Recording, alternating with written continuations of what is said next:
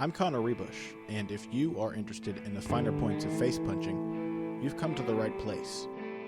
This is Heavy Hands.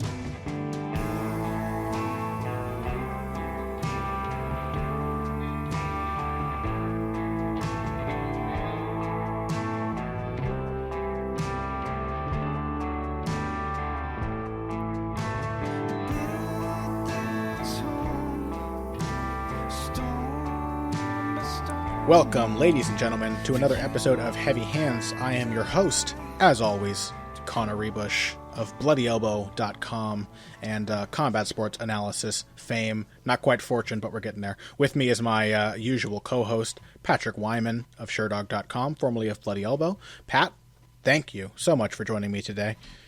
As always, man, I am stoked to be here and be breaking down some fights with you. That is correct. And today we've got an interesting topic for you. Before we get to that, I want to remind everyone that you can find this and all of our future episodes, at least for the time being, on BloodyElbow.com. We are proudly brought to you by Bloody Elbow, something I think I've forgotten to mention at the start of the last two episodes. So apologies for that to our overlords, sponsors, and also, what are we talking about today? Well, first of all, we've got a nice question from the heavy bag, but before we do that, I want to prime you for what we will be discussing today. Today's episode is all about open stance fighting. If you're not familiar with the term, what it basically means is a fight in which both fighters' lead feet oppose one another. So we're talking southpaw versus orthodox, where there is this giant gap between the rear hand of either fighter, and a lot of the fighting centers around somehow bypassing the obstacle of that lead foot and the lead hand. So we've got a very interesting dynamic that is in many ways similar, but in many ways vastly different from a fight between two fighters in a closed stance or in the same stance. And then we're used to the kind of tactics present in a right-handed versus right-handed or left-handed versus left-handed. So it's a lot of fun topics with that. And in discussing it, we're going to cover Lyoto Machida, who fights in 2 weeks. Another dangerous southpaw. His opponent is Luke Rockhold. Both guys great at some of the different aspects of southpaw versus orthodox open stance matchups. We're also going to talk about two boxers who were victorious in open stance bouts over the last weekend, those being light heavyweight lineal boxing champion Adonis Stevenson, who just beat the hell out of Sakio Bika using his vaunted left hand from his southpaw stance. And then on the co-main event for that card, which was a PBC on CBS event, was Artur Beterbiev, who beat the hell out of Gabriel Campillo. And he is an orthodox fighter who used the same tactics to beat a southpaw. So we've got some great discussion coming up. First, before we get to that, without any further ado, let's get to the heavy bag. Here is our lovely, lovely sound effect, once again given to us very kindly by our friend Oxygen Addiction from Reddit. So here we go.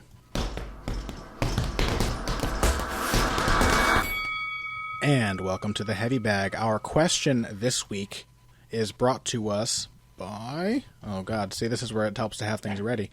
It's by Thrasher Domino on Twitter. He threw me off the same way earlier before recording with that name. Fix your name, Thrasher. His question is there any advantage to either fighter when there is... Actually, Pat, do you want to do another question first? We've got a nice one from Logan Smith that I think we should cover. What striker do you like who breaks all the rules but still succeeds? From Loganosaurus Rex, at Loganosaurus Rex. Very clever name. I love it. Yeah, like where his head's at. Yeah, so we'll get into that before we get into the southpaw orthodox stuff. But what striker do you like that breaks all the rules but still succeeds? By which I think we mean, we've got a couple types, but either fighters who, at first glance, their success seems almost inexplicable, where they just seem to be making mistakes constantly and still finding consistent success. And then we've also got the fighters who are just so athletically gifted or such natural fighters that they can ignore the rules and bypass them and find success that way. So what's your pick, Pat? Well, I've got a couple. I really enjoy Prince Nassim Hamed. He's one of my very favorite guys to watch, and kind of in a similar vein, guys who do a guy who does similar things in terms of angles and pivots and turns in TJ Dillashaw. Those are two guys that I really enjoy watching, simply because you never know exactly where they're going to be or what hand the big punch is going to come from, or what angle they're going to hit you from. Same idea, I think, with Roy Jones Jr. I really like those guys who play in really interesting ways with angles and pivots and big steps and just like getting so far around your guard that they're almost behind you. Yeah. Those are guys that I really enjoy myself. All of those guys really share their they have coverage of distance in common. Mm-hmm. All of those guys excellent at closing the gap and, as you said, taking angles while they're doing it. And we've also got a really interesting. These guys are so much fun to talk about. But the thing is I hear a lot of people saying, "Oh, I take so much inspiration from Prince Nassim, for example," and that's great. But if you want to watch Prince Nassim, his most important fights, one of them always has to be the loss to Marco Antonio Barrera. Mm-hmm. And in that bout, we saw exactly why trainers do not typically have you break the rules of, keeping your feet under your body, of protecting your chin, of maintaining distance, of not flinging yourself wholesale into every shot that you throw. And so Marco Antonio Barrera, being just one of the most textbook boxers of all time, very, very technical in everything he does, very, very by the book, and used a by the book strategy to beat the unorthodox fighter soundly from bell to bell. Mm-hmm. Oh yeah, and in Prince Nassim's case, I mean, his tendency of getting all of his weight behind his punches, which made him, a pretty unreal puncher, is also what led directly to the end of his career because of repeated hand injuries. That's a great point. But yeah, you could probably say that he was maybe the most powerful featherweight of all time.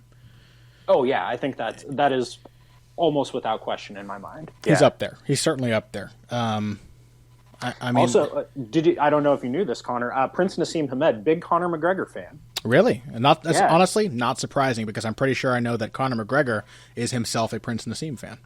Oh yeah. I think that McGregor has talked about it in interviews. I mean, I think it's one of those really interesting things that, like, guys that I think Hamed is a guy that not even a lot of boxing fans today really talk about all that much. Like his prime was pretty short. He wasn't even really in that many really big fights before the end of his career.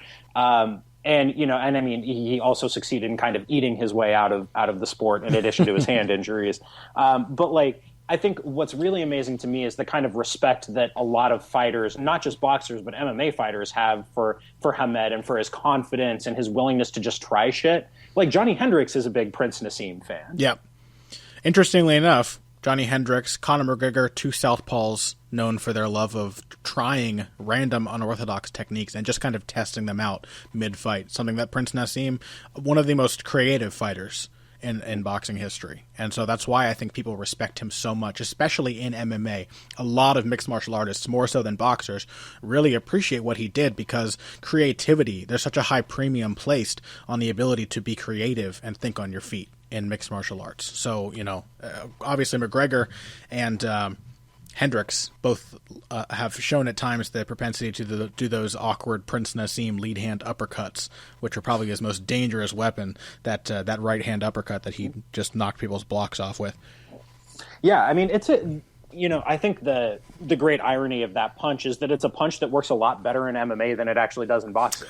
Yeah. Because the window for landing it is bigger because the gloves are smaller. You're less likely to just straight up bang it off somebody's guard. And you also have fewer people using a straightforward, high, tight guard anyway. And fewer people throwing Marco Antonio Barrera's left hook. Yeah, over the top of it. Yes. Also that. But yeah, no, I mean, I think it's interesting that that's a punch that there's just a lot more utility for it in MMA. Also because you have more guys changing levels in the pocket, and there's less propensity for power punching back over the top of it, just because the counter game is not quite there. Yeah. Before I give my examples, I want to ask, what do you think is there some kind of common thread between the three guys you mentioned? You said Roy Jones Jr., you said Prince Naz, and you said who else was it? Oh, and TJ Dillashaw. TJ Dillashaw. Is there any common thread between those guys, you think, that allows them to break the rules? Obviously, the one that comes to mind with Naz is his insane punching power. Kind of gave him an excuse to not do things by the book because he was always looking to land that big shot. I think it's I think athleticism, just straight up athleticism, speed, encompassing speed, power, the ability to move great distances very quickly. That's true of T.J. Dillashaw too, who's just a ridiculous athlete. You might even just say general proprioception, just general hand-eye coordination. Yeah, because you're and a lot of being able to track moving targets. It requires you, like that kind of style. It's not just that it requires you to move around your opponent and take these big angles. It's that you're stepping where you think they're going to. It's stepping to position yourself relative to where you think they're going to be by the time you're done completing the movement, as not just like moving around where they are at the moment that you decide to take that step. Mm-hmm. So I think a really high level of spatial awareness and spatial understanding, in addition to your own physical characteristics of being able to execute those things. Now, I see a little bit of a distinction between them because with Dillashaw, that's a guy who does things a little more by the book, if not necessarily in the tactics, the specific techniques he uses, in the way that he makes them happen. Dillashaw is very good at touching and measuring the range, whereas obviously that proprioception is there. Is it proprioception? Is it prio? I think I've been saying it wrong my whole life. I'm honestly not sure. I think you can go either way. I don't think you're going to get a whole lot of phonology Nazis on you here. That's good. Obviously, with that hand-eye coordination, I'll just say Nassim Hamed and Roy Jones have that in spades, where they don't need to measure the distance before they cover it. Chad Mendes is like that too. Sure, and as we talked about on last week's both show. Guys masters of that leaping lead hand hook or uppercut. Jones loved to he threw hooks as much as other fighters threw jabs. So, whereas Dillashaw is more in line with one of my picks for a fighter who breaks rules but does things well, which is Timothy Bradley, who most people think of as a very, very technical fighter. But he's technical in the same way that somebody like Mighty Mouse or Dillashaw is, where he looks technical because he's so damn slick. He makes his techniques, his weird arsenal work so well that if you don't really look closely, you're like, he's doing everything perfectly. He's impossibly hard to hit. I mean, Timothy Bradley has one of the most underrated defensive games in all of boxing, and it's probably underrated because sometimes he chooses to abandon it and get hit in the chin for fun. But when he fights defensively sound, he's just incredibly hard to hit with a clean punch. And even when Manny Pacquiao just used volume and accuracy to beat him in their first fight, a fight that he should have won anyway, Bradley still very, very rarely took any clean punches from Pacquiao. And Pacquiao is not a guy who it's easy to shrug punches off against. So, the reason I say he breaks rules is because he's very similar to Manny Pacquiao, who was my other pick for a rule-breaking fighter, in that both of them know exactly where to be to win a fight. They know what angles to take, they know what positions to find themselves in, they know when to change levels, when to move to what side or the other, and they know how to get there. They both have a very clear personal system of how to get from A to B, and how to get to a position from which to land their strikes and avoid yours, which of course is, the fundamental goal of all prize fighters. Land your strikes, avoid the opponents. But neither of them use what we would call textbook footwork or textbook movement to make those things happen. They often cross their feet, they often off-balance themselves and jump out of position. They put themselves in positions that for most fighters would be vulnerable. It's just that they have such good awareness, for Bradley, most of the time when he's on his game, and Pacquiao almost always, they have such good awareness of what threats to expect from their opponents, of reading the opponent's positions, that they know when to compromise their own position, when to throw themselves off balance, when to cross their feet, when to jump out of range and straighten their legs. Now, it doesn't make those things necessarily a good idea to do. Effectively, both guys cut corners. In cutting angles, ironically, they are cutting corners. They're doing things in a slapdash manner, but that also means they get them to happen more quickly than most fighters. And I think TJ Dillashaw is the same way. Dillashaw, like Bradley, measures his range. He does some of those things right, but he also knows when to sacrifice his position to get to an opening really quickly. Floyd Mayweather sometimes does the same thing. Typically a very by-the-rules fighter, but when Floyd Mayweather throws his lead right, the punch that he's probably best known for at this point in his career, he doesn't throw a technical right hand. He leans off balance. He throws it as fast as possible, sacrificing both power and defensive responsibility. He falls often either into a square stance or southpaw, but he knows when to time it. So when he sees the opening for that right hand, it's coming, and he knows that he is safer than pretty much anyone else in the world could be throwing the same punch. And I love seeing that kind of stuff. It's the kind of thing I would never recommend anybody emulate, but if you feel like you can, try it because, obviously somebody's made it work. Yeah, I mean, kind of on that note of the throwing that shot in ways that are not necessarily technical, but in ways that are incredibly effective. That'll come up a little later in this episode when we talk about Yoel Romero, one of my very favorite fighters, and the way that he throws his straight left hand. Ooh. Okay, well, why don't we take a break now? That way we can devote the whole next segment to our southpaw versus orthodox engagements. Again, we're going to be talking about Adonis Stevenson, Artur Beterbiev, Lyoto Machida, Luke Rockhold, Yoel Romero, and all of the ways that these southpaw and or orthodox fighters engage opponents in the opposite stance. Okay, wait, stop. Don't skip this break. I know you skip most of them. It's a podcast. It's not a radio show. You don't have to listen to the commercials. But if you follow my very simple instructions, you'll be doing a huge service to Heavy Hands, Pat, and myself. First, go to Stitcher.com or iTunes.com. You can use either of those services to subscribe to the show, which makes it really, really easy to listen to every episode and not have to go hunting for it on our confusing, badly designed website. Once you're there, give us a positive rating and a positive review. That means go to the little 5-star thing and click on the star all the way to the right. That's a 5-star rating. That's the best one you could possibly give us. And like 20 or 30 words about how you enjoy the show. It may not seem like much, but it's a huge help to us, and we really appreciate it. It helps us bring Heavy Hands to an ever-increasing audience, which is just good for everybody. So thank you for listening. Please take the time to give us a positive rating and review. Next time that you're on at your computer, at your phone, whatever, iTunes.com, Stitcher.com, search for Heavy Hands, give a positive rating and a review. Thank you. And now, back to the show. And we are back to start discussing open stance fighting. I want to first get into the guy that has for a long time been one of my absolute favorite fighters. I think he's probably the darling fighter for a lot of fans of technique, a lot of technique junkies like myself. I'm talking, of course, about Lyoto Machida, former UFC light heavyweight champion, recent UFC middleweight title contender, had an excellent fight with Chris Weidman in which he was pretty convincingly beat, but just shockingly competitive and game. Always a guy who is developing new wrinkles, showing interesting ways of fighting, and who it's always really fun to be smug and pretend like you're enjoying his more boring fights. Where everybody else is.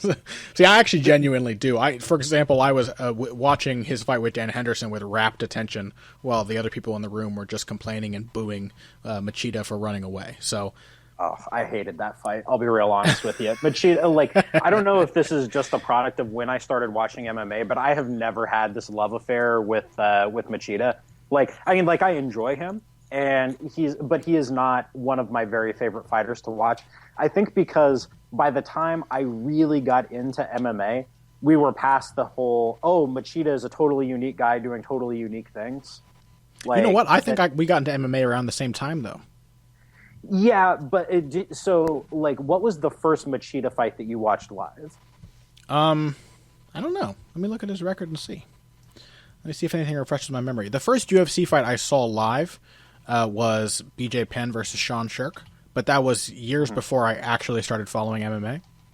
The first fight that kind of marked the beginning of my serious interest was another rule-breaking fighter who has no right to be as successful as he is, which is Big Country Roy Nelson versus Brendan Schaub. Mm-hmm.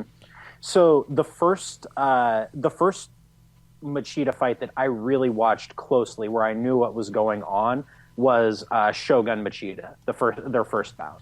So, and that to me, I'm like, well, okay, I don't get the Machida, I don't get the Machida stuff, because what I saw was Shogun just clearly winning the fight, and I didn't understand the decision, and so I think on some, and of course I'm a huge Shogun fan for a variety of reasons too. I wasn't then, but I just didn't get it, and now I appreciate what Machida does, but he's just not at the top of my list of fighters that I just absolutely love. So I think by the time he had attracted my interest, I could probably say the first one that I watched live of Lyoto Machida was his fight with Randy Couture. Okay. Mm-hmm. So after the Hua fights. So I think actually I also was not on the Machida bandwagon when I first started watching, because the friend of mine who got me into MMA was a big Shogun fan. So, he won me over. I watched him fighting. He won me over. Quickly devoured his entire catalog of fights. Just love his style. Can't say what it is. But I think, to my mind, Machida is probably one of the most quintessential open stance fighters in MMA, if not in combat sports in general. He kind of does all the things that you really think of southpaw in particular doing well against orthodox fighters. And I say that especially because Machida is not a fighter who limits himself to one angle. And I think before we talk specifically about the things Machida or Rockhold or Beterbiev or anybody does, we should talk about what makes an open stance engagement unique. And the first thing I want to say is that there are more than one angle to use against a southpaw fighter. But before we get into the multiple angles, let's establish the basic dynamic. We got to take a step back here, and you will constantly hear announcers talking when there's a southpaw orthodox coaches matchup. Too. People who teach fighters how to approach southpaws say the same thing. Yeah, the first thing that you always have to bear in mind, and so we're going to talk about the exceptions to this rule and the ways to break this. But the basic dynamic of a southpaw orthodox matchup, and you will hear, it's reached peak exposure when Joe Rogan and Mike Goldberg talk about it, is the dominant angle. So the basic point, the basic battle of footwork in most orthodox southpaw matchups is going to be to get your lead foot, your right foot if you're the southpaw fighter, your left foot if you're the orthodox fighter, outside of your opponents, because that shortens the distance for your power hand. It gives you an advantageous angle to land either your straight right or your straight left, depending on which fighter you are in this matchup. Yes, I'll bring up a little aside here, because I think this is an interesting thing that I just thought of. To me, there are multiple kinds of angles, although as far as lateral movement is concerned, there are only two. There is an outside angle, which is the kind that is typically advised for orthodox fighters against southpaw fighters. You're trying to get your lead foot outside their lead foot and face the center of their body from that position. That's a strong outside angle. And then the inside angle is the opposite. You are letting your lead foot stay inside their lead foot. So if you're a right-handed fighter against a southpaw, you're moving to the left to get your outside angle. You're moving to your right to get that inside angle. And it's the opposite if you're facing a fighter in the same stance, in a closed stance fight. So if you are fighting another righty, you move left to get the inside angle, to go to the inside of their lead left foot, and you move right to get the outside angle. And to me, there are two different kinds of each angle. I think there is the basic form of the angle, which is the one that's usually talked about. And I like to call that a weak angle, because it gives offensive potency. It creates an offensive opportunity without actually mitigating the threat of the opponent taking advantage of the angle themselves.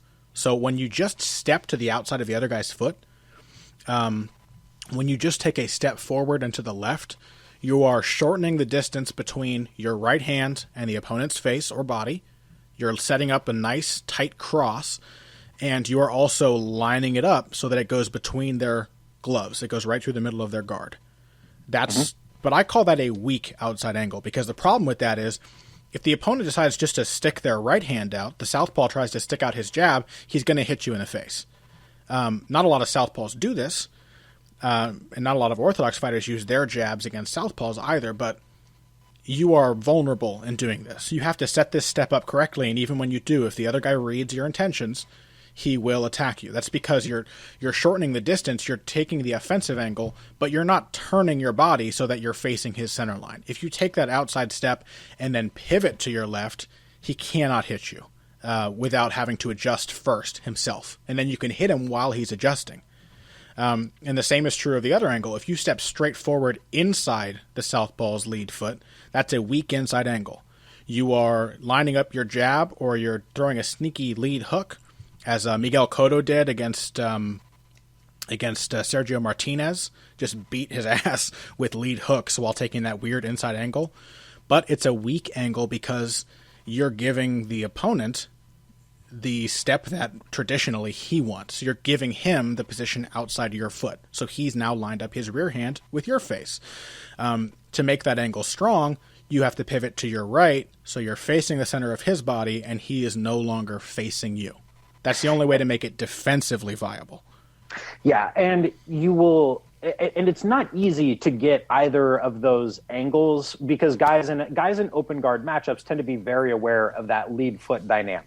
I have good diagrams, by the way, before we go on. I'm going to include these in the show notes for this episode. So if you go to the episode page on heavyhandspodcast.com, or if you're watching or listening to this episode on bloodyelbow.com, you will find links to a strong and weak version of both the inside and outside angles so you can visualize what I'm talking about.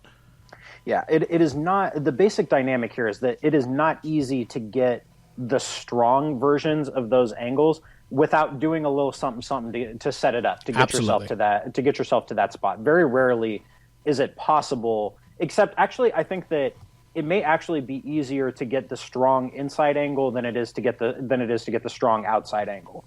Because you can bait guys into taking that big step to the outside and then turn and take that pivot as you're throwing the punch. Absolutely. Michael Johnson against Joe Lozon all day long. And Sergio Martinez, in most of his fights, lets fighters move outside his foot so he can take a small pivot and hit them. Yeah, Conor McGregor against Dennis Seaver did this. I mean, you can come up with a long list of guys who have done exactly that. Gennady Golovkin hit it against who was the last southpaw he fought? He fought Proxa?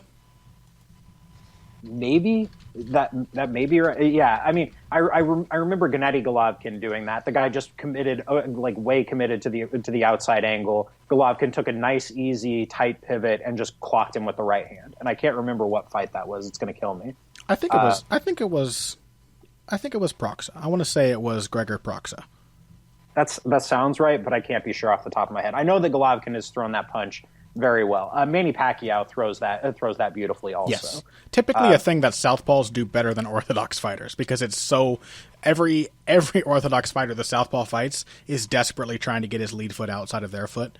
So the southpaw quickly learns that he can just let it happen and they'll walk themselves into his best punch. Oh yeah, I mean, I am no great shakes as a kickboxer to be very, very clear about this, but that's still a punch that I hit regularly in opposite stance matchups from both sides. Yeah.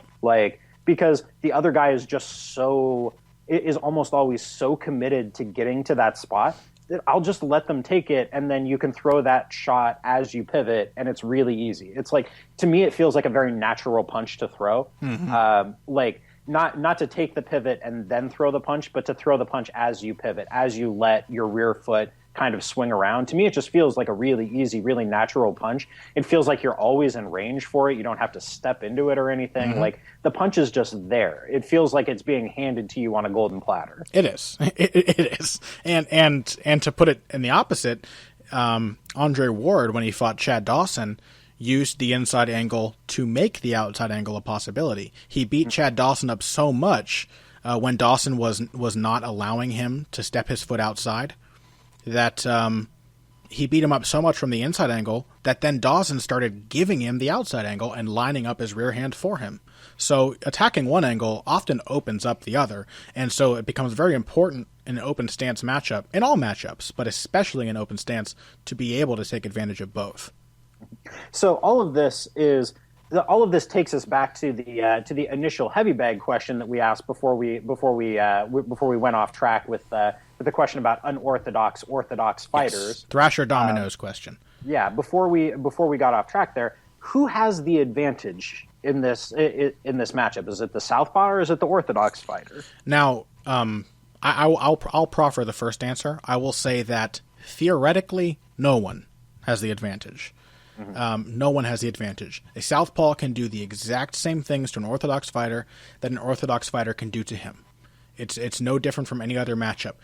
Any opening you present to the opponent, he is also going to present the same opening to you with the same movement. Mm-hmm. In practice, there is just a statistical advantage in the southpaw's favor because southpaws, I mean, let's look at it statistically. 90% of the world's population is right-handed, and 10% is left-handed, something like that. It may be 85-15, but it's more along those lines, 80-20 maybe. And so what happens is southpaws, the 10%, they grow up and train. They come up in training fighting mostly orthodox fighters. 90% of their sparring partners, oftentimes all of the sparring partners they have, are orthodox. So they know exactly, just through sheer experience, how to fight orthodox fighters. Whereas on the flip side, it is a rarity for the orthodox fighter to come across more than a fair few of southpaw opponents. So just through sheer experience. Then the other thing that I'm always railing about, the greatest advantage most southpaws have against orthodox fighters is exactly what we mentioned before. Orthodox fighters limit themselves when they're fighting southpaws. Their coaches and they themselves, they think, okay, I have to fight differently than normal. I have to get my lead foot outside his. I can't jab anymore. I have to throw the rear hand because that's what southpaws do well. I have to get that dominant angle and I have to throw the rear hand. So what ends up happening is orthodox fighters end up fighting differently than normal, and southpaw fighters do the same things they do to every single right-handed fighter. They're fighting the same way as always, and so they're just comfortable. It comes to them naturally. The orthodox fighters also end up throwing away half their arsenal. They don't jab because they've been told it doesn't work, rather than taught how to make it work. They don't throw their hook because it's less comfortable. They throw only their right hand, when in fact I think the lead hook is probably the most dangerous punch you can throw in the open stance encounter. It's such a sneaky punch, and we'll get to that later with Luke Rockhold, and Manny Pacquiao throws a great lead hook, and Artur Beterbiev throws a good left hook as well against southpaws. Yeah, and to kind of build on that a little bit, it's even harder in MMA than it is in boxing or kickboxing to find good sparring partners. Yes. To find good southpaw sparring partners. I'll give you a very specific, very precise anecdote about this. When Vanderlei Silva was scheduled to fight Vitor Belfort the second time, this would have been at UFC 147. So I think that fight was scheduled for June of 2012. Belfort went down about a month or a month and a half before the fight with yet another hand injury. But Vanderlei for that camp could not find a southpaw sparring partner. Not a single one to come in and simulate Belfort for him, or later Rich Franklin. He ended up fighting Rich Franklin again at on that card, but he literally could not find a southpaw to come in. So we're talking about a guy who actually had the budget to bring in and pay for sparring partners, and he couldn't find anybody who could emulate Belfort's style, and not just Belfort's style, but a southpaw. Period. They could not find a guy. So which is nuts. It's absolutely insane. They had my coach practicing southpaw and doing exclusively southpaw stuff, and it's like that was, all due respect to the people involved there, but that was not going to prepare him for Vitor Belfort or Rich Franklin as it turned out to be. Oh yeah, absolutely. It's always better to find a guy who uses something similar to your opponent's style than one who is just doing their best to emulate it. Yeah, exactly. And I think that in practice, because you're right, in theory there is no inherent advantage to either side. In practice, there's a massive advantage to being a southpaw, to the extent, and also because even though southpaws will use their lead hand, they're not as averse to using their lead hand in that matchup as an orthodox fighter is. I think they're also so much more comfortable throwing their rear hand and throwing yes. rear leg kicks. They're comfortable exposing themselves almost. They're comfortable in accepting the risk that comes along with opening up to throw the cross. Yeah, and to the extent that there is a whole genre of fighters in boxing and kickboxing and MMA, and increasingly so in MMA too, of southpaw fighters whose effectively their entire repertoire consists of just hammering you with a straight left down the tubes every 7 seconds until you fall down or until the final bell sounds. There's a really good bantamweight prospect out of New York, who trains at Tiger Schulman's. He was a New York Golden Gloves champ in addition to his MMA and kickboxing experience, named Julio Arce. So he was a New York Golden Gloves champ, I think, in 2011. But basically his entire game consists of just hammering you with this vicious, quick, straight left. He's got a really quick release on it, and he just pummels you with this shot over and over, either until you fall down or until he wins a decision, because he's hit you 90 times in a 15-minute fight. And that's his entire game, basically. That used to be Manny Pacquiao. Yeah. Like just left hands all over. And for a more scientific version of the same thing, that essentially was Lyoto Machida until very recently, and it still kind of is. And then Adonis Stevenson, who we'll get to in a bit, that's Adonis Stevenson's entire game. Flash the jab, hammer you with the left hand, rinse and repeat. Mm-hmm. And you'll be shocked if you're not a southpaw yourself, if you don't spar, if you're an orthodox fighter and you never switch to southpaw, try it sometime and you will be shocked at how easy it is to throw a double jab as you're moving to get the outside angle and then a straight left. You will be absolutely shocked as to how often that lands without you doing anything special. It's just there. It's there to be taken. Absolutely. And so that's why, I mean, this is more of a manifestation and less a cause, as we're discussing this issue, of just the practical benefit to being a southpaw in any combat sport. That's a totally viable strategy, even at the highest levels. Tells you some interesting things. Yes, yeah, and you know, for all intents and purposes, if you were to find the impossible scenario of an orthodox fighter who spent the first 10 years of his training career fighting only southpaws, he would be just as good at fighting left-handed fighters as most southpaws are at fighting righties. And that comes to bear when you watch two southpaws fight. And it often looks just as awkward as orthodox fighters fighting southpaws. They often have just as little an idea of what to do, and they look like bad orthodox fighters. You know, they do what orthodox fighters do against other orthodox fighters, but badly, because they also feel like they have to change their game to fight another southpaw. It's almost always a recipe for an ugly fight when two southpaws fight. Sometimes it's fun. Manny Pacquiao had no trouble with David Diaz, for example, but a lot of southpaws struggle with that. So yeah, I mean the two Hendricks Lawler fights were very much exceptions to that, because definitely by MMA standards, they are both much more comfortable with their lead hands than we see most MMA southpaws being. Yes, and good hand fighters too. So.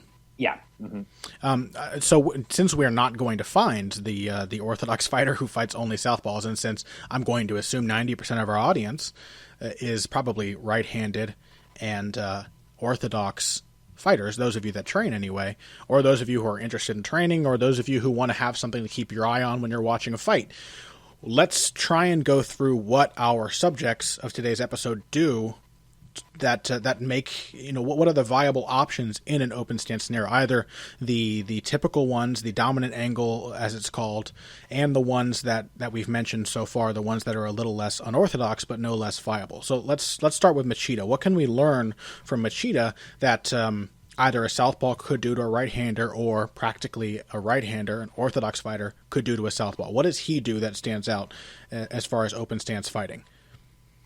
So, I mean, I think there are a few different things, right? I think there are really two salient parts of Machida's game that I'll focus on, and I'm sure you'll have some additional bits here. But I think the first one is the way that Machida plays together his straight left, his stepping left knee, and his left kick, right? So the combination of those three things allows him to move your hands around, it allows him to move your head around, and it allows him to find openings for that big shot, for the big shot, whatever that ends up being, whether that's a kick or a knee or a punch. Playing those three shots together is what allows him to be so dynamic. Yes. And I think that's probably in kickboxing and MMA, like the classic, that 50-50, that pick your poison kind of approach that southpaws take. Mirko Cro Cop, sadly fighting next weekend, but used to do the same thing with his head kick and with his left straight. Yeah, because if you habituate a guy to your straight left, if he starts to slip offline, when you slip your head offline to avoid a straight left, you are ducking right into the path of a head kick. Or if you parry and you're used to blocking head kicks with your right hand, your hand is now no longer there to catch the foot or shin as it sweeps up into your temple. Yeah, if you play a nice, high, tight guard, your natural inclination when somebody swings a straight left at you is to squat down a little, like bend your knees a little bit to absorb the shot, and then bring both of your gloves in front of your face. Yeah. That's the classic tight, high guard response to a straight power shot is to do that. And if you do that, the entire side of your head and neck is open to the high kick. Now you can do interesting things when you can add a knee to that as well, because because that opens up a path straight down the middle.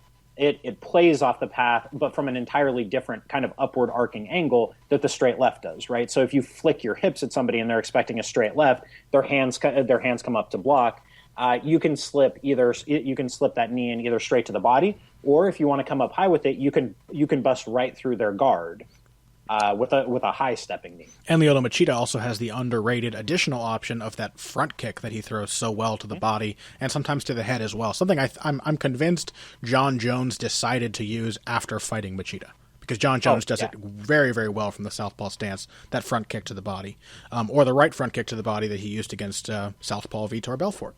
And I think you're right, and I really want to point out that it plays into what you said before. This sort of, is it the left hand? Is it the left kick? Is it the left knee? That's the audacity of southpaw fighters, that they are willing to throw their rear hand or their rear leg more than orthodox fighters are theirs. Orthodox fighters fundamentally live on the jab. They live on one hand setting up the other, on using one hand to measure or to blind or to distract to make the other viable. Southpaw fighters are so damn audacious because most of them in a long career, over their careers of fighting orthodox fighters, learn that you can also set things up by letting the opponent see your intentions, letting them see the strike coming, and then throwing something else that looks similar, which is a very, very tricky thing to do. Instead of, flashing the jab to find the distance and distract him and draw his eyes and then following with the right, you're going to throw the left. And even if he blocks it, now he knows what the left hand looks like as it's coming. So then you throw the knee, you let that rotation of the left side of the body convince him that the left hand is coming, and the knee lands instead. You just use the telegraph of your strike as a sort of feint, which is brilliant in its simplicity because it basically frees you up to just throw what you want to throw. And if you've ever seen that video out there, another one here for the show notes, of Bernard Hopkins talking to Rashad Evans about the lead right hand, literally the one thing he keeps repeating is just throw it. That's what makes a lead right effective. You just throw it. And southpaw fighters against orthodox fighters are almost always the better when it comes to just throwing their attacks, not hesitating, not feeling like they need to set up, just throwing it and letting the strike do its work. Yeah, and so on that note, I mean, the large-scale statistical analyses that have been done of hundreds and hundreds and hundreds of fights in boxing suggest that orthodox fighters in a standard close guard matchup between two orthodox fighters, about 70% of their punches are going to come off their lead hand.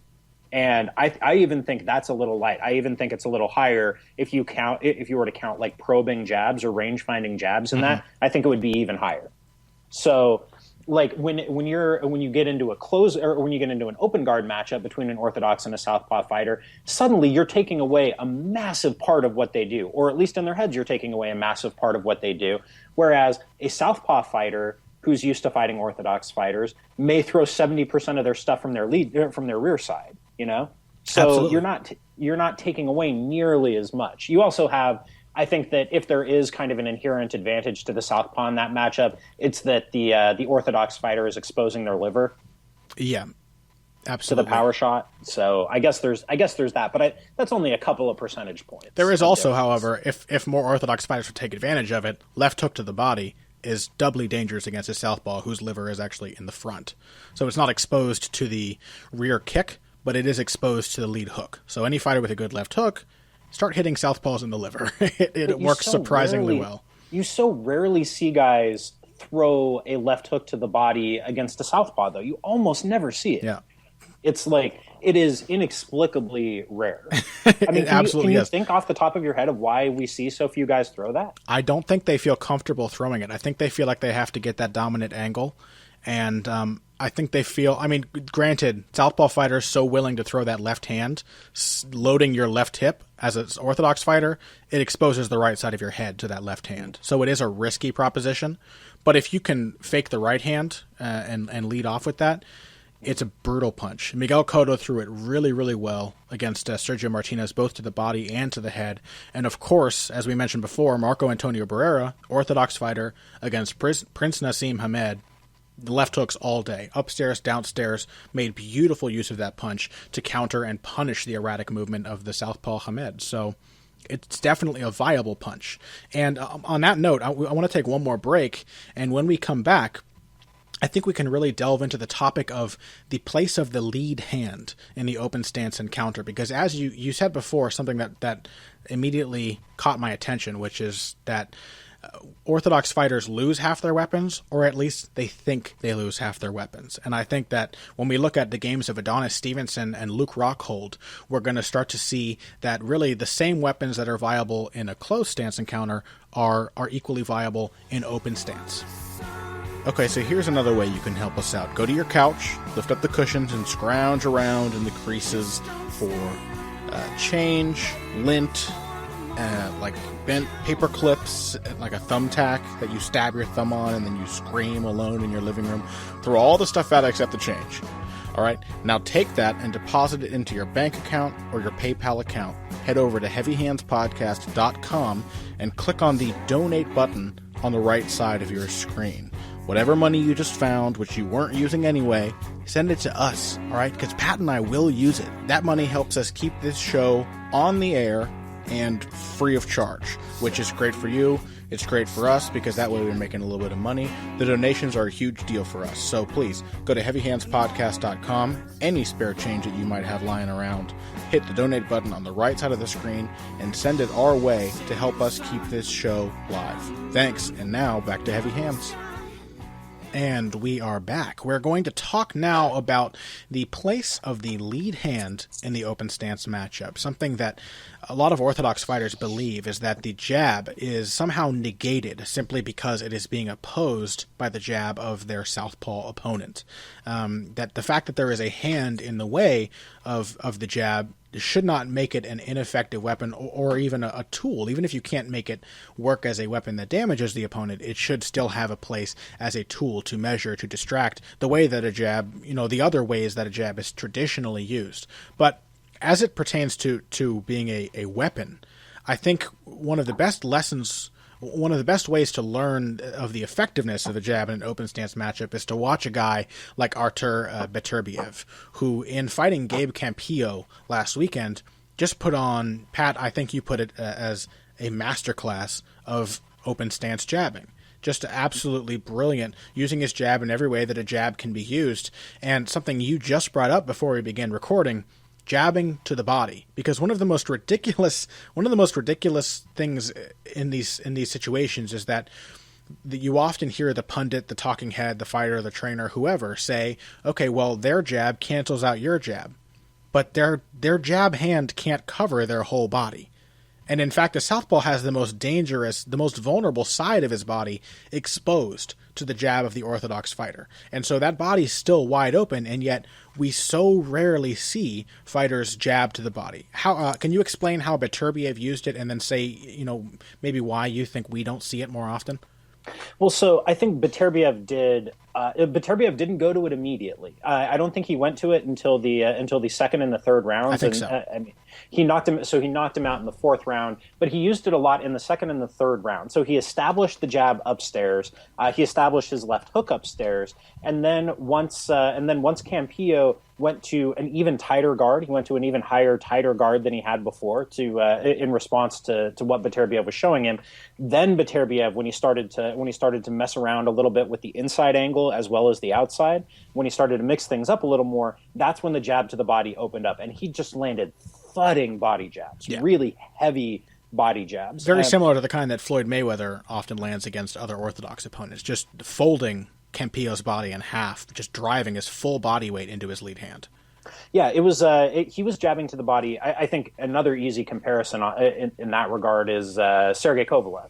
Exactly the same deal in terms of just thunderous jabs to the body. Absolutely.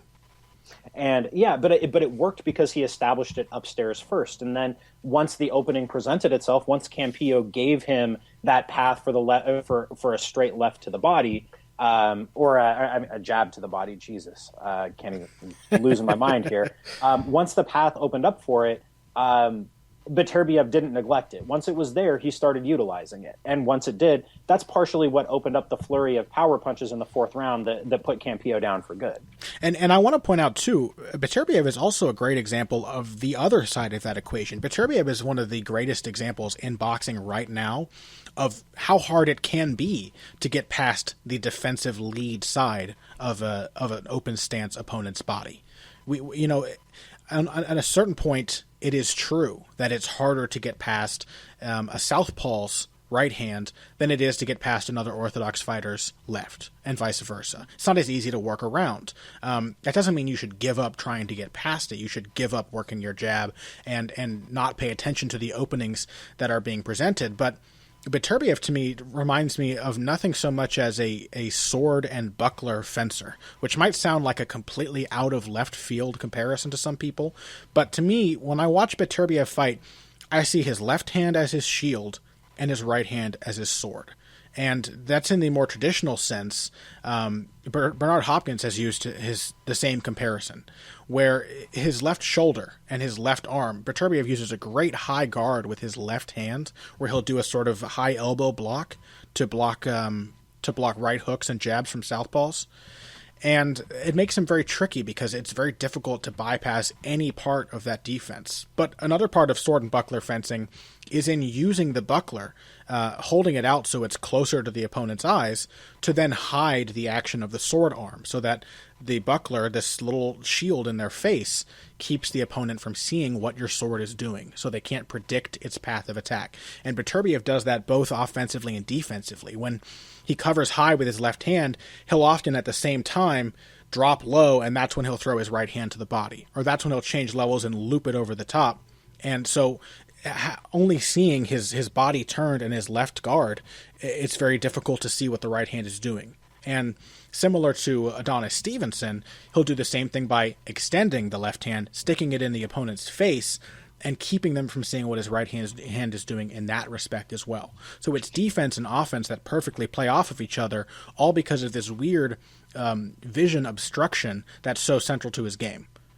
Yeah, and this is not necessarily an open guard thing, but yes, a lot of Dutch kickboxers are very, very good at that. Like, yes, especially when they want to. Part of the way that they're able to go to the body, even in the pocket, when you have knees and kicks available to you, is because they will they'll lead with a straight right, and they'll leave that upstairs. They'll leave that connected to your guard upstairs while they're pivoting around to throw the left hook to the body. yes. So it's so even in a situation where that could be a very dangerous punch to throw, that's part of the way you see Dutch style kickboxers landing that left hook to the body so effectively and so consistently. Like it's a really common punch there, despite the fact that you would think the kind of macro conditions for throwing it are not great for you. Absolutely.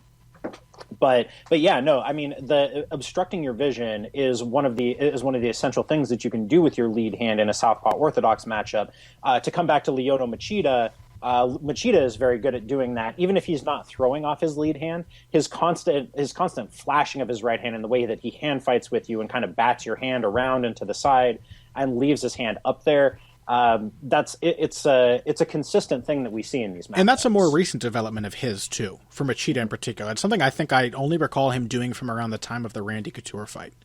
Yeah. And since then, he's used a flashing, pawing jab very effectively. And that brings us perfectly to Adonis Stevenson, who, I mean, that's basically his entire game. When we talked about southpaws who live off of their left hand, Stevenson has a tremendously powerful punch. He packs huge power in his left, and he basically only throws his left with conviction. You'll see some right hooks and everything, but it almost looks like Stevenson doesn't know how to throw his right hook hard. He really doesn't know how to throw a good, powerful right-handed punch. It's all about driving his weight forward with that left hand, and in that sense, he's very much like Lyoto Machida. Very much like Lyoto Machida. All of his offense is based on either a sudden stopping and planting of the feet or forward momentum. And the lead hand still sets that up. Even when it's not being used as a weapon, the presence of the lead hand, the fact that it's constantly swarming, buzzing around your face like an insect that you just can't seem to swat away, something you constantly have to deal with, or else it's at the very least, scraping against your eyes, hurting you, bashing into your nose. Even if it's not doing huge damage, it's annoying. You have to do something about it, and in doing something about it, you either open yourself or at the very least focus on it, and in focusing on it, you forget about the real threat. And that's New Age Machida to a T, and that's absolutely Adonis Stevenson's game to a T. Yeah, because while you're worried about that lead hand in your face, a lot of the time what you're doing is giving up that strong outside angle. Yes. Like, that's it. The easiest way to get the strong outside angle is just to flash your lead hand at them. While they're stationary, worried about what you're doing with your lead hand, you can be cutting that angle, pivoting, and then coming ready for your power hand. Absolutely, and that, once again, that's not a thing that's even exclusive to open stance fights. That's one of those things that if you have a good effective jab, if you got a good 1-2 where you take a big step to the side with your jab and then you use the angle that step has created by throwing your right after it, that works whether you're fighting orthodox or southpaw. You take that inside angle against an orthodox fighter or that weak outside angle against a southpaw fighter, the jab disguises it. So, to give up that sort of approach just because you're fighting a southpaw is effectively suicide, especially if that's a staple of your game. Mm-hmm.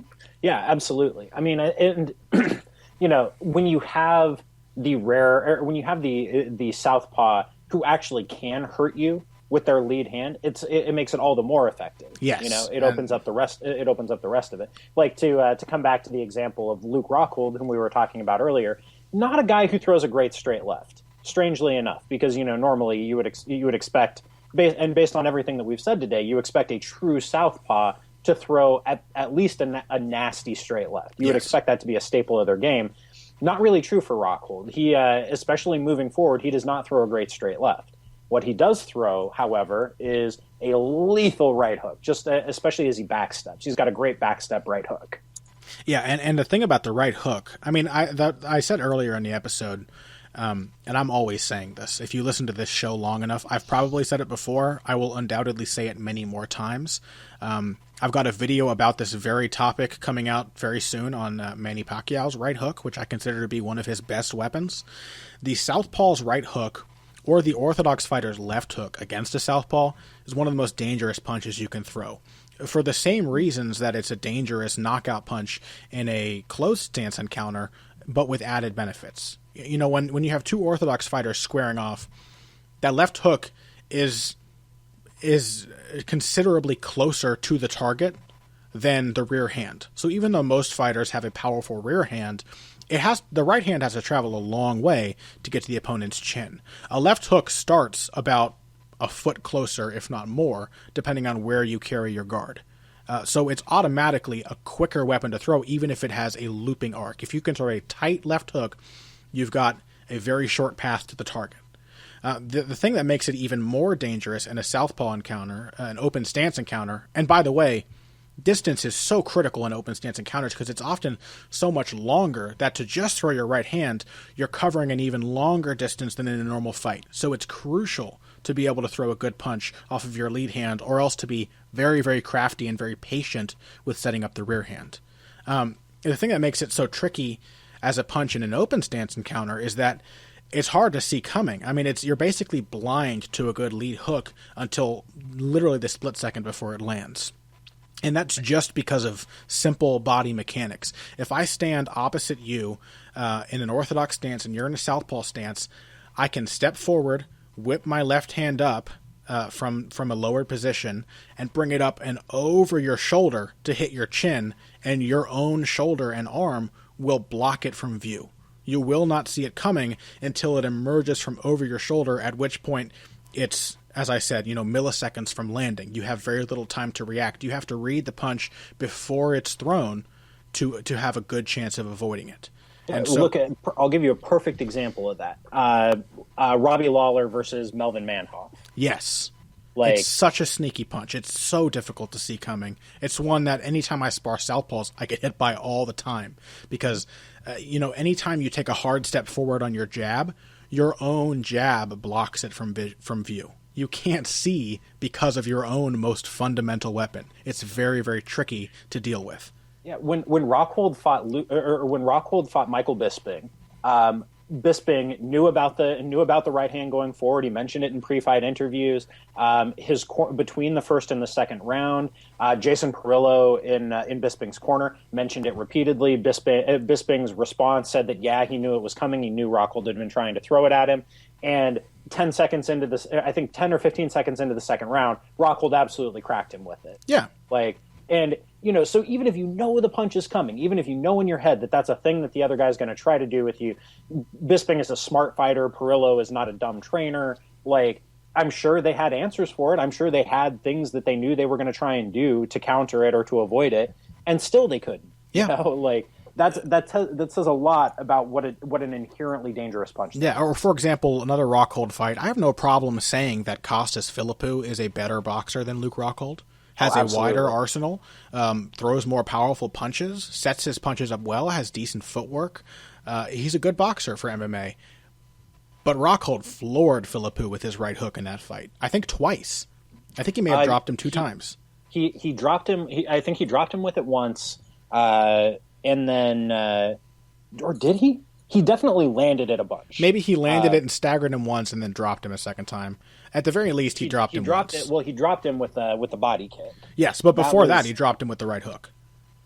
I was just watching. I know he dropped him at least once. Yeah, you're right. He rocked him with it the first time. Yes, and maybe just a balance knockdown and everything, but the thing is you can't help but avoid the balance knockdown, and there's not that much difference between a balance knockdown and a real knockdown, because if you're off balance, you're easier to hurt. So, Philippou comes in with his jab, supposed to be a reliable punch. We just spent basically the whole episode telling you to jab at southpaws, and now you're going to think we've betrayed you, because what happened? He threw his jab, he overcommitted on it, the distance wasn't right, and Rockhold took a step back, and at the same time whipped that right hook over Philippou's shoulder, over his left shoulder while he was jabbing, and dropped him. And I think that right there is a good note to finish on, because having the ability to use both hands against an opponent in opposite stance, in an open stance encounter, it frees you up to use every direction to your advantage. The limitation of only throwing your rear hand against a southpaw, or if you're a southpaw, only throwing your rear hand against an orthodox fighter, is that to throw that cross or that rear uppercut or that overhand or that wide right to the body or head, the only way to throw it is to throw your weight forward, which means you either have to be advancing or you have to retreat and then stop retreating to throw the punch. It's very difficult to throw a good right hand while retreating, and it's not ever a very powerful punch in comparison to the static variety.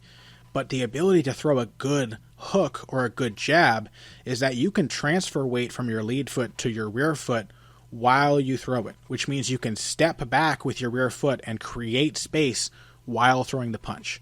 It opens up the ability to make the other guy miss and hit him while he's missing, these same time counters that are so dangerous. Yeah, that was a punch that Jorge Masvidal threw over and over and over again against Al Iaquinta on Saturday. Yes, absolutely. Great example. And whether you're a closed stance or open stance, that's why the left hook is the king of counter punches, because you can throw it while you're leaving the pocket. You can throw it while you're leaving the pocket, and when the other guy misses as you change distance, it causes him to overextend. If he really commits to his punch, whether it's a jab, a safe punch, as it were, or a big cross, he's going to lean forward once he misses, and that makes it all the more dangerous when that hook hits him on the jaw. Can't think of a better note to end on than that one. Okay. Well, anything to plug for this coming week, Pat? I had a lot of fun discussing this topic. We were saying during our breaks, there's no better example to really suss out the mechanics of angles and footwork than in open stance encounters. So I love to talk about open stance because it gives us an excuse and a great reason to talk about angles and why they're so important. Yeah, I mean, I can't wait to dig into the actual mechanics of this Rockhold Machida matchup next week. Now that we've gotten a little teaser on it. Yeah, and also Mayweather Pacquiao coming up shortly after. Also, my personal favorite upcoming fight in Yoel Romero versus Jacare Souza. That should be fun. Another Southpaw Orthodox matchup. But what do I have this week? So last week, I finally had my top 10 prospect piece come out on SureDog.com. That is, if you look at my Twitter profile in a web browser, that is the tweet that is pinned to my profile page. I think I did a pretty solid job there, picking out 10 guys to keep an eye on as we move forward. I've got a top 10 article on SureDog right now on regional promotions, the world's 10 best and most entertaining regional MMA promotions. And then I will have a preview of this god-awful Krakow card coming out sometime this week. I'm just saying, I'm a professional. I took the time to write it. I would appreciate it if you guys read it, is all I'm saying. That's all I'm saying. And I watched all these shitty fighters. You should... I know, I kid. There's some good fighters on the card, but it's even the ones that are good, they typically lack name value, and so that I would encourage you, people. This is, read the previews that Pat does to give you a little insight anytime. But when it's a card like this, nothing is going to enhance your enjoyment of the card than having Pat write a paragraph explaining to you why you're watching this card. You're going to watch it anyway if you're a really hardcore fan. At least let Pat give you an excuse for watching it. Now you can say, oh, I'm watching it because such and such is an interesting style matchup. You don't know. You just read the preview, but that's why the preview exists. Yeah, and I mean, it's like there are some fighters who are going to be good in a couple of years who are fighting on this card. Yeah. There's some really raw talent, especially the women's strawweights that they signed for this card. They're real raw. These fights could be rough, but you give them a couple of years, and there could be some star potential on it. Yeah. As for me, before I plug my own product, I would recommend for any MMA fans listening to this show, which I think is the bulk of our audience, if you didn't get a chance, go and seek out the boxing matches from last weekend. Adonis Stevenson put on a clinic, even if it wasn't competitive, but I really encourage you to watch Artur Beterbiev just taking Gabe Campillo apart, piece by piece. And that's exactly how, if you are a right-handed fighter, as Beterbiev is, you fight a southpaw. My own work, what do I got? 2 videos. What are you doing this week, Connor? Well, 2 videos came out this week on Mayweather versus Pacquiao. Of course, that's, as I've mentioned many times, my focus leading up to May 2nd. They are titled Everything You Need to Know About Floyd Mayweather and Everything You Need to Know About Manny Pacquiao, respectively.